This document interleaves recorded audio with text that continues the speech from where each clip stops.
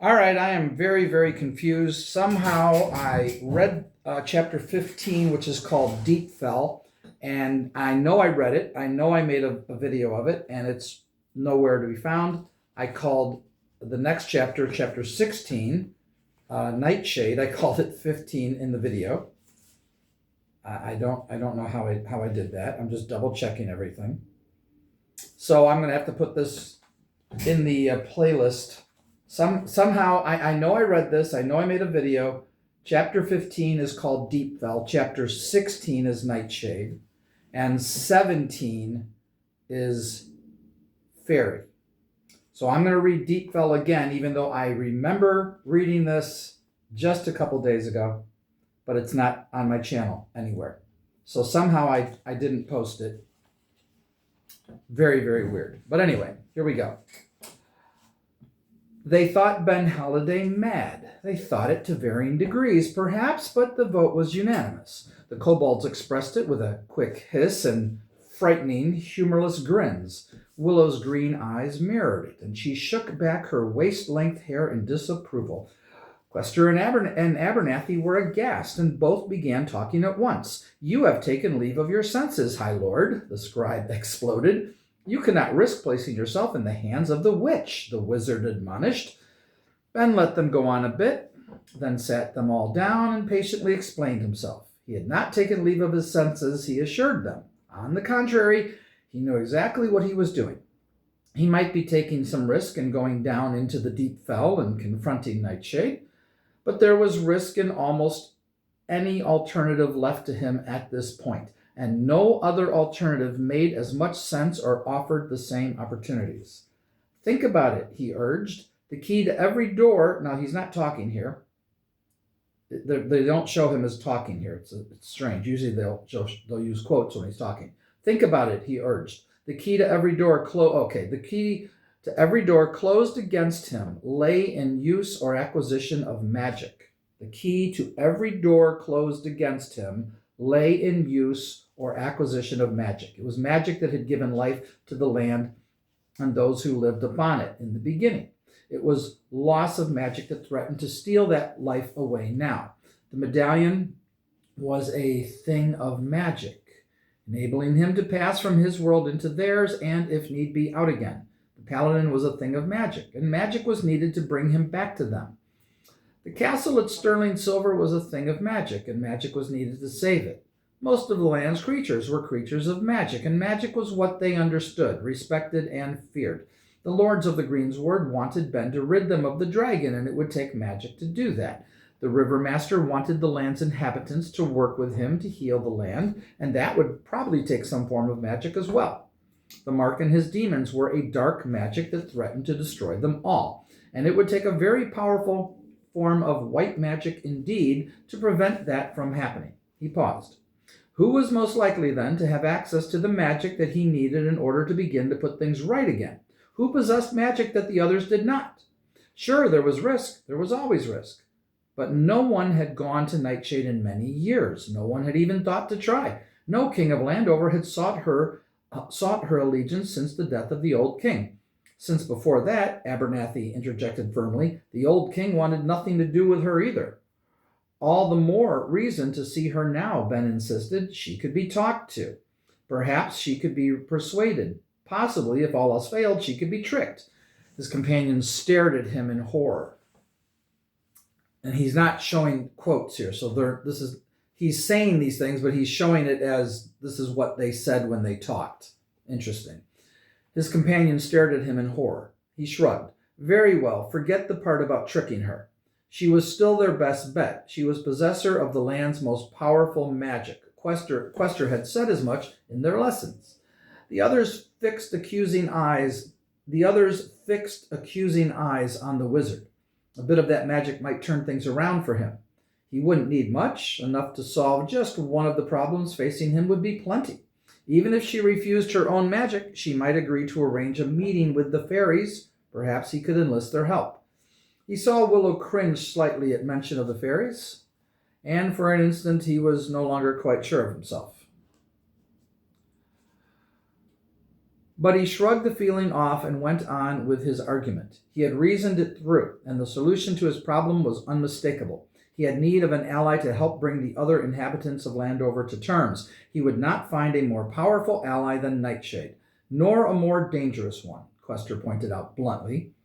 But Ben was not to be dissuaded. The matter was decided in the journey about to commence. They were off to the Deep Fell. Anyone who didn't care to go with him could stay behind. He would understand. No one stepped back.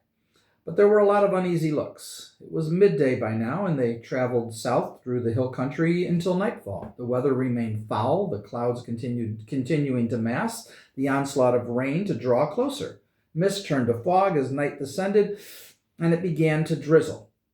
The company made camp beneath an outcropping of rocks below a ridgeline draped by a grove of weathered ash. The damp and the dark closed about it quickly, and the 6 travelers hunched down together in their shelter and ate a sparse meal of spring water. An outcropping of rocks was their shelter. Okay, made camp beneath an outcropping of rocks below a ridgeline draped by a grove of weathered ash. All right. Shelter and ate a sparse meal of spring water, bonny blues, and some old roots collected by the resourceful Parsnip. The air turned chill, and Ben found himself wishing for a shot of his now departed Glenlivet. Dinner was completed rather quickly, and they began to give thought to their sleeping accommodations. They were without bedding of any kind. Everything had been lost in their flight from the trolls. Questor volunteered his use of the magic, and this time Ben agreed. The kobolds seemed hardy enough, but the rest of them might well catch pneumonia by morning if they didn't have something to help ward off the cold. Besides, Questor had shown improved control over the magic at the Melkor. Such was not the case this night, however. The magic sparked and poofed, and several dozen flowered hand towels materialized. Questor grumbled about the weather and tried again. This time he produced burlap sacks. Now Abernathy was grumbling as well, and tempers were heating up faster than bodies. On the third try, the wizard conjured up a colorfully striped pavilion tent, complete with sitting cushions and dressing boards, and Ben decided that they would settle for that. They settled themselves in, and one by one drifted off to sleep. Abernathy kept watch as he slept, his nose pointed out the tent flap, not entirely convinced that the trolls had given up on them. Only Ben remained awake. He lay in the dark and listened to the sound of the rain as it drummed against the tent. He was beset with uncertainties that until now he had successfully ignored. He felt time slipping inexorably from him. Sooner than he wished, he knew it was going to run out altogether. Then the mark would have him, or some other evil that he had no real protection against. Then he would be forced to use the medallion to save himself, even though he had sworn that he would not. What choice would he make then? What would he do when his life was really threatened? Not by manor lords looking to box his ears or trolls looking to pen him up, but by some monster that could snuff his life out with nothing more than a thought. Such monsters were out there, he knew.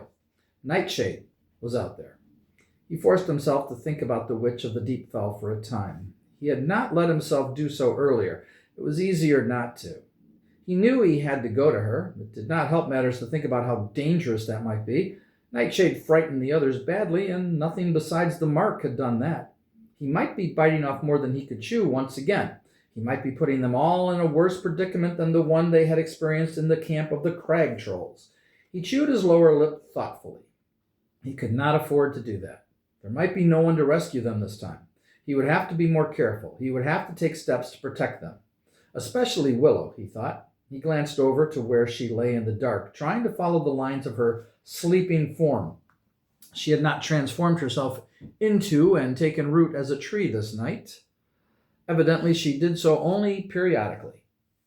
He found that he was less repelled by the idea than he had previously been. Perhaps it was only the strangeness of the change that had bothered him so at first, and now he was used to the idea. Sometimes familiarity bred acceptance, not contempt. He shook his head admonishingly. What you really mean, Holiday, is that she saved your skin, so now you can accept her. Bully for you. I don't know what bully for you means, but okay. Good for you, I guess is what that means. His breathing evened out and his eyes closed. He wished she hadn't given up so much to follow him. He wished that she had been a little less impulsive. It made him feel responsible for her, and he didn't want that. She wanted it, of course. She saw things the way some child would see them, their fate told in the winding of vines on a bridal bed, their lives joined by a chance meeting at some midnight swim. She expected things from him that he wasn't prepared to give to anyone. His thoughts wandered, and his obstinacy slowly diffused. Perhaps the problem was not with her at all. Perhaps it was with him. Maybe the real problem was that he simply didn't have the things to give her that she was asking for. Perhaps he had lost everything good about himself when Annie had died. He didn't want to think that, but perhaps it was so. He was surprised to find tears in his eyes. He brushed them silently away, grateful that no one could see. He let his thoughts slip away then, and he drifted down into himself. His dreams overtook him, and he slept. He was awake early, the daylight still a faint blush against the eastern horizon where the mist rolled across the hills. The others of the little company were awake as well, stretching muscles cramped from sleeping in the damp and chill, yawning against the too quick passing of the night. The rain had died away to a spattering of drops from the leaves of the trees. Ben stepped from the pavilion tent into the half-light and walked to where a trickle of water spilled down out of the rocks through a gathering of heavy brush. He was bending down to catch a drink in his cupped hands when a pair of ferret-like faces poked out suddenly from the brush. He jumped backward, water flying up into his face, a startled oath on his lips. "Great High Lord," a voice greeted quickly. "Mighty High Lord," a second voice echoed. "Philip and Sat." Ben recovered his composure, forced himself with considerable effort to discard his impulse to throttle them both, and waited patiently as they worked their way free of their concealment. The Gahom gnomes were a bedraggled pair, their clothing ripped and their fur matted with the rain. They appeared even dirtier than usual, if that was possible. They waddled forward, eyes peering up at him in the near dark. "We experienced some difficulty eluding the crag trolls, High Lord," Philip explained. "We were hunted until dark, and then we could not determine where you had gone," Sat added. "We were frightened that you had been taken again," Philip said. "We were afraid that you had not escaped," Sat said. "But we found your trail and followed it," Philip continued. "We see poorly, but we have an excellent sense of smell," Sat added. Ben shook his head helplessly. "Why did you bother coming at all?" he asked, kneeling down so they were all at eye level. "Why didn't you simply go on home with the rest of your people?" "Oh no, High Lord," Philip exclaimed. "Never, High Lord," Sat declared. "We gave our promise to serve you, if you should aid us in freeing our people," Philip said. "We gave our word," Sat said. "You kept your part of the bargain, High Lord," Philip said. "Now we intend to keep ours," Sat finished. Ben stared at them in disbelief. Loyalty was the last thing he had ever expected from these two. It was also the last thing he needed. Philip and Sat were more likely to prove a source of trouble than a well of relief. He almost told them so, but then he caught the look of determination on their faces and in their half-blind eyes. He reminded himself that the Gahom gnomes were the first to step forward and offer their pledge to Landover's throne, the first when no one else would. It seemed wrong to dismiss their offer of help out of hand when they were so willing to serve. He straightened slowly, watching as their eyes followed him up. "We are going to the Deep Fell," he advised them. "I plan to meet with Nightshade." Philip and Sat looked at each other expressionlessly and nodded. "Then we can be of service to you, High Lord," Philip said. "Indeed we can," Sat agreed. "We have gone into the Deep Fell on many occasions," Philip said. "We know the hollows well," Sat said. "You do?" Ben didn't even try to hide his amazement. "Yes, High Lord," Philip and Sat said together. "The witch pays little attention to creatures such as us, Philip said. "The witch does not even see us," Sat said. "We will guide you safely in, High Lord," Philip offered. "Then we will guide you safely out again," Sat added. Ben extended his hand and shook heartily each grimy paw. "You have yourselves a deal," he grinned. The gnomes beamed. He drew back. "One question. Why did you wait until now to show yourselves? How long have you been crouching back there in the brush?" "All night, High Lord," Philip admitted. "We were afraid of the dog," Sat whispered.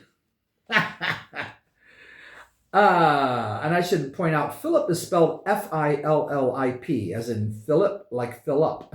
Philip, Fi, not Ph. And Sot is just Sot. Ben brought them into the camp and announced to the others that the gnomes would be accompanying them to the Deep Fell. Abernathy was thoroughly dismayed and expressed the fact in no uncertain terms. It was one thing to agree to accept the wizard back into their company on the theory that he might prove useful, though he questioned how much use he would, in fact, be.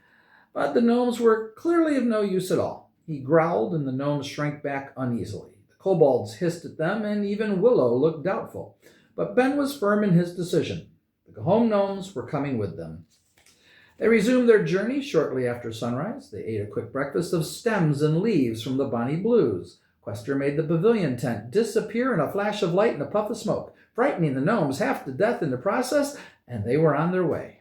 They traveled south and west on a meandering course that took them down out of the hill country and back into the forest land and lakes bordering the greensward. Bunyan led and the rest followed. It rained on and off, frequently misting like a veil of cold steam. The valley lay socked in by clouds and fog that formed an oddly bluish haze that rolled and mixed against the treetops and the dark, distant walls of the mountains. Flowers bloomed in the rain, and Ben found that odd. The flowers were pastel in color, fragile blooms that lasted only minutes and then withered. Rainflowers, Quester called them, evidencing a sorry lack of originality. They came with the rain and then they were gone. Once, in better times, they had enjoyed a lifespan of a dozen hours or more. But now, like everything else in the valley, they were stricken by the sickness. The magic no longer gave them more than a brief life. The little company took a short break at mid-morning, settling themselves beside a spring grown thick with reeds, lilies, and cypress. The spring had a greenish-brown cast to it, and nothing growing near looked healthy. Bunyan set off in search of drinking water. It had begun to rain again, and the others clustered in twos and threes beneath the branches of the trees.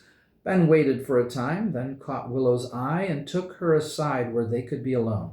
"Willow," he said gently. He knew this was going to be difficult. "I have been thinking about your coming with us into the Deep Fell and wherever else we end up going. I don't think that you should go any further. I think that you ought to return to your home in Elderu." She looked at him steadily. "I do not want to return home, Ben. I want to stay with you."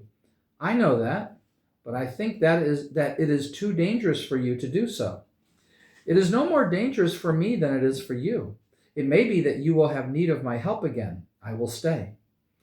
"I will write a letter explaining to your father that I wished you with me until now, so that you will not be in trouble with him," he went on. "I will come later to explain it to him myself." "I don't want to go, Ben," she said again.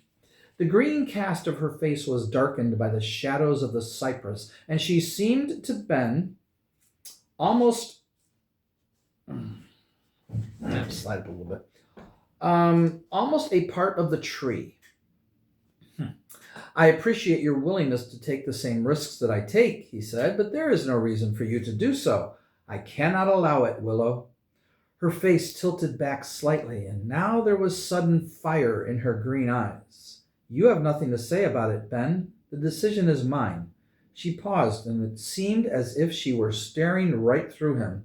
"Why not tell me what is really on your mind, High Lord of Landover?" He stared back at her in surprise, then slowly nodded in his agreement. "Very well.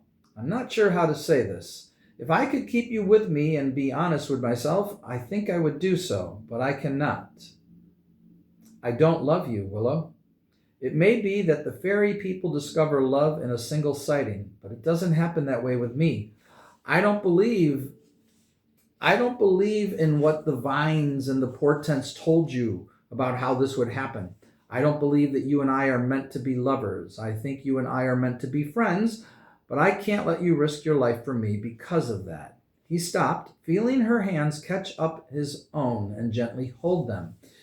"You still do not understand, do you, Ben?" she whispered. "I belong to you because that is what is meant to be. It is truth woven in the fabric of the land's magic, and though you may not see it, Nevertheless, it will come to pass. I feel love for you because I love in the way of the fairies, at first sighting and by promise. I do not expect that of you, but you will come to love me, Ben. It will happen. Maybe so, he acknowledged, gripping her hands tightly in response, in spite of himself, finding her so desirable that he could almost admit that she might be right. But I do not love you now. I find you the most beautiful creature I have ever seen. I find myself wanting you so badly that I have to fight back the need for you. He shook his head. But Willow, I cannot believe in the future that you seem to see so clearly. You don't belong to me. You belong to yourself. I belong to nothing if I do not belong to you, she insisted fiercely. Her face leaned close to his. Are you frightened of me, Ben? I see fear in your eyes, and I do not understand it. He took a deep breath.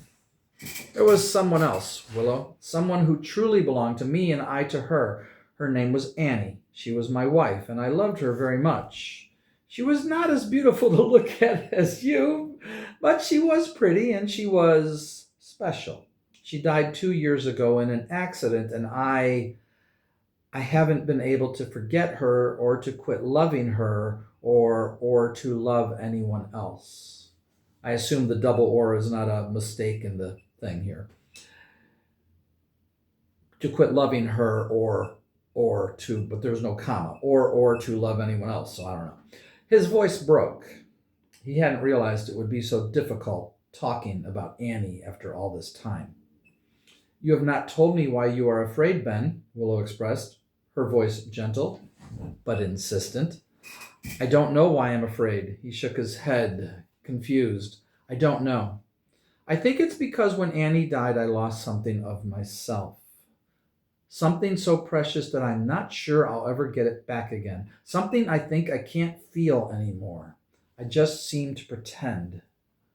There were sudden tears in her eyes, and he was shocked. Please don't cry, he asked her. Oh, there were sudden tears in her eyes. Okay, right. Willow smiled bitterly. I think you are afraid to let yourself love me because I am so different from what she was, the sylph said softly. I think you are afraid that if you let yourself love me, you will somehow lose her. I wouldn't want that. I want what you were and are and will be, all that is you.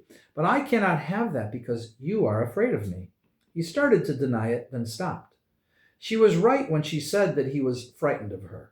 He saw her in his mind, and as she danced in the clearing of aged pines at midnight, changing from sylph to willow tree, rooting in the soil that her mother had danced upon, the transformation repelled him still. She was not human.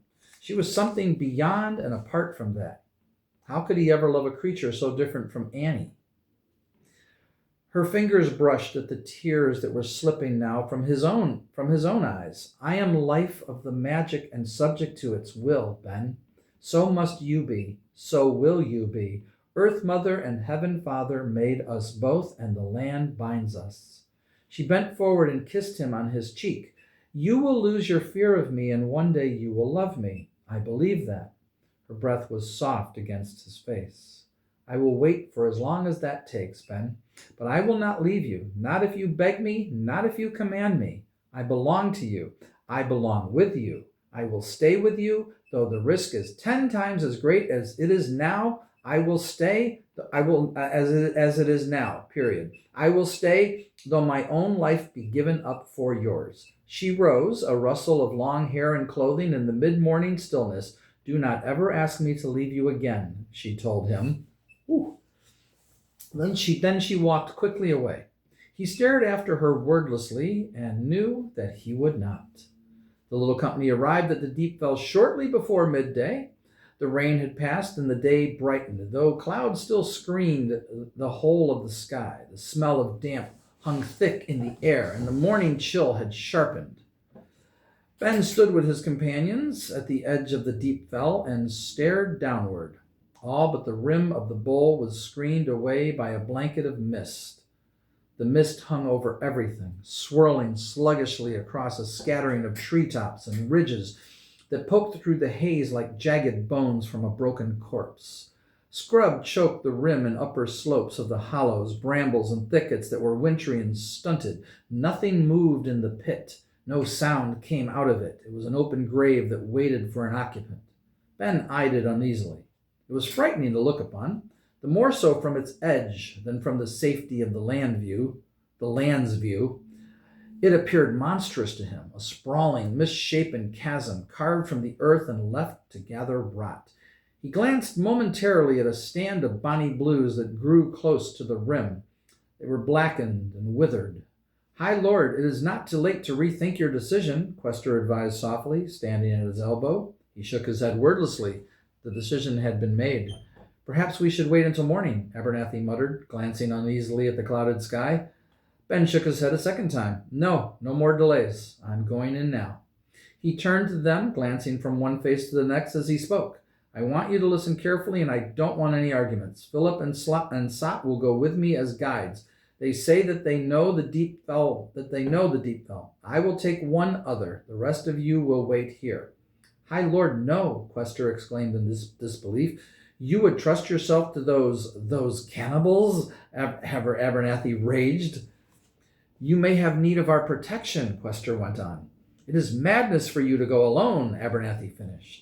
The kobolds hissed and bared their teeth in unmistakable disapproval. The Gahom gnomes chittered and shrank from the conflict, and the scribe and the wizard kept arguing, both at the same time. Only Willow said nothing, but she stared at Ben so hard that he could feel it. He put up his hands to quiet them. Enough already. I told you that I didn't want any arguments, and I don't. I know what I'm doing. I've thought it through pretty carefully.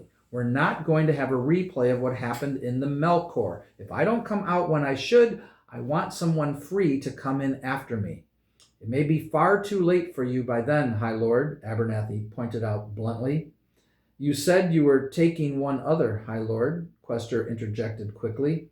I assume you meant me. You may have need of my magic. I may indeed, Questor, he agreed, but not unless I run into trouble with Nightshade and need my chestnuts pulled out of the fire. You're staying here with Abernathy and the kobolds. I'm taking Willow. The sylph's hard stare turned to one of surprise. You would take the girl? Questor exclaimed. But what protection can she offer you? None. Ben watched her eyes turn introspective. I'm not looking for protection. I'm looking for common ground. I don't want the witch to think the King of Landover needs protection, and that is what she is likely to think if I descend on her with all of you. Willow is not so threatening. Willow is a fairy creature like the witch. They share a common background, and together Willow and I may be able to find the means to enlist Nightshade to our cause. You do not know the witch, High Lord, Questor insisted vehemently. You certainly do not, Abernathy agreed.